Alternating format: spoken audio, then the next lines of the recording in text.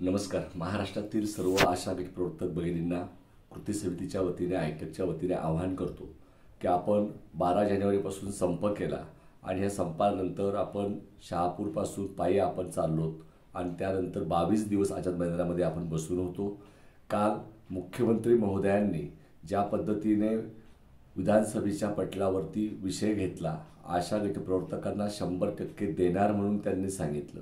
त्याच्या आधी राज्याचे अर्थमंत्री आणि उपमुख्यमंत्री अजितदादा पवार यांनी सुद्धा मुख्यमंत्री आपला निर्णय जाहीर करतील आणि त्यानंतर दुपारी 4च्या दरम्यान जेव्हा मुख्यमंत्री म्हटले की देणार आहोत, इतकंच त्यांची प्रतिक्रिया त्याच्यावर होती आणि तेच तेवढे त्या ठिकाणी बोललेत.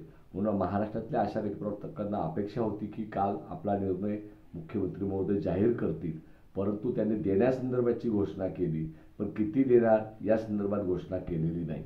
या बाबतीत संध्याकाळी समितीचं एक शिष्टमंडळ ज्यावेळेस त्यांना भेटलं संध्याकाळी 7:30 वाजता, त्यावेळेस त्यांनी सांगितलं की पहिले संप तुम्ही मागे घ्यावा, त्यानंतर मी तुमचे सर्व प्रश्न मार्गी लावतो आणि त्याप्रमाणे त्यांना ज्या ठिकाणी आशा गट प्रवर्तकांना कामावरून कमी केलेलं आहे त्यांना सुद्धा कामावर घेण्याच्या बाबत त्यांनी आश्वासित केलेलं आहे. त्याचप्रमाणे शासन निर्णय लवकर काढण्याच्या बाबत कृती समितीने सर्व नेत्यांनी त्यांना सांगितलं की तुम्ही लवकरात लवकर हा निर्णय घ्यावा.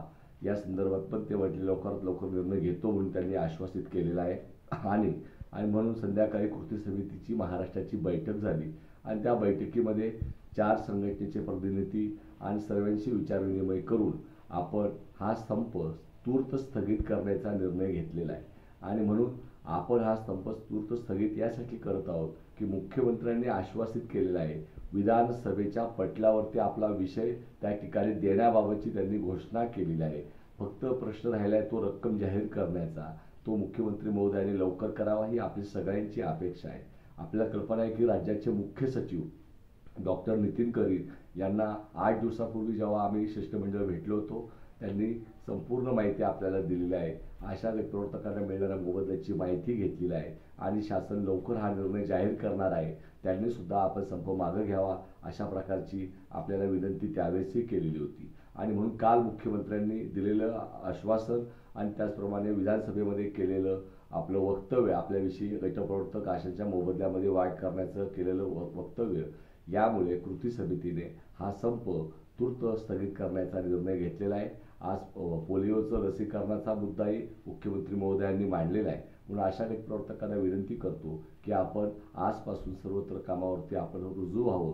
आपण ज्या पद्धतीने संघर्ष केलेला आहे या संघर्षामुळेच आपण मुख्यमंत्री महोदयांना विधानसभेमध्ये निर्णय घ्यायला भाग पाडलेला आहे आणि म्हणून हा आपला विजय आहे. म्हणून कोणी निराश न होता आपण लढलो, आपण जिंकतो आहोत आणि लवकरच त्याची घोषणा होईल याच्यावरती कृती समितीचा ठाम विश्वास आहे.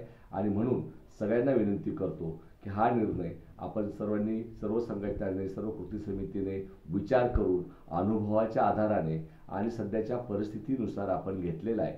आणि म्हणून सर्वांनी सहकार्य करावं. आजपासून आपण संप थांबवलेला आहे म्हणून आपण हजर व्हावं असं आपल्याला आवाहन करतो. अधिक आपल्याला माहिती आणि या संदर्भातलं जे काय असेल ते पाठपुरावा करण्याचं काम कृती समिती आयटक आपण सातत्याने करणार आहोत. हा विश्वास तुम्हाला देतो. तुम्ही लढलेले आहात, उन्हामध्ये बसलेले आहेत, धुळीमध्ये झोपलेले आहात, याची आठवण सगळ्यांना आहे. म्हणून संपूर्ण महाराष्ट्राने पाहिलेलं आहे. म्हणून आपल्या आंदोलनाला सर्व विरोधी पक्षांनी भेट दिली, त्यांची सहानुभूती आपल्यासोबत आहेत. आपला आवाज विधानसभेमध्ये पण पोहोचवलेला आहे. म्हणून या संप काळात ज्यांनी आपल्याला मदत केली त्या सगळ्यांचे मनपूर्वक मी आभार व्यक्त करतो. लढणाऱ्या आशा गट प्रवर्तकांना लाल सलाम करतो. अशीच एकजूट आपण कायम ठेवूया. लवकर चांगली बातमी आपल्यापर्यंत पोहोचेल, ती पोहोचवण्यासाठी, ती लवकर यावी यासाठी कृती समितीचे सर्व पदाधिकारी काम करतील हा विश्वास तुम्हाला देतो. आणि म्हणून आपण लढलेलो आहोत, आपण जिंकणार आहोत, याच्यावरती ठाम राहावं आणि कोणीही आपण निराश न होता काम आपण सुरू करूया. आपला निर्णय लवकर मुख्यमंत्री महोदय रक्कम जाहीर करतील. मानधनवाढीचा निर्णय घेतलेला आहेच, फक्त त्यांनी तो जाहीर करायचा ठेवलेला आहे हे त्यांनी विधानसभेत सांगितलेलं आहे. हे आपण समजून घ्यावं इतकं या ठिकाणी आपलं आवाहन करतो. आपण एकत्र आंदोलन केलं, 12 जानेवारीपासून संप यशस्वी केला, याबद्दल सर्व आशा गट प्रवर्तकांचं कृती समितीच्या वतीने आयटकच्या वतीने मनपूर्वक अभिनंदन करतो.